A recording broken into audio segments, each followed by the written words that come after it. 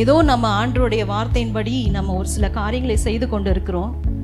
ஆனால் ஒரு நேரத்தில் நம்ம மாம்சத்தில் செயல்பட்டு அதை நம்ம செய்யாமல் நம்ம மாம்சத்தின்படி ஒரு தீர்மானம் எடுத்து செஞ்சிட்டோம் அப்படின்னாக்கா உடனே ஆண்டவர், என்னாலலாம் உன்னை கூட்டிகிட்டு போக முடியாது, நீ கொஞ்சம் கூட கீழ்ப்படுதல் இல்லை, ஆகையினாலே நான் உன்னை அங்கேயே விட்டுட்டு நான் எனக்கு கீழ்ப்படுகிற ஆட்களை பார்த்து நான் நடத்திக்கிறேன் அப்படின்னு ஆண்டவர் ஒரு நாளும் விட்டுட்டு போக மாட்டார்.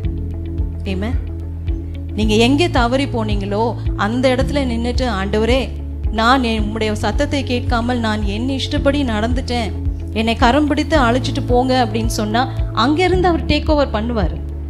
ஏன்னா அவருக்கு மாத்திரம்தான் தெரியும் நீங்கள் போய் சேர வேண்டிய இடம். நீங்கள் ஒரு காரியம் நினச்சிருப்பீங்க, எனக்கு இதுதான், என்னுடைய தகுதிக்கு இதுதான் அப்படின்னு. ஆனால் கர்த்தர் உங்களை அழைத்து செல்லுகிற இடம் அது மேன்மையானது. அந்த இடத்திற்கு அவர் நடத்தினால் அன்றி வேறு ஒருவராலும் உங்களை என்ன செய்ய முடியாது, நடத்தி செல்ல முடியாது.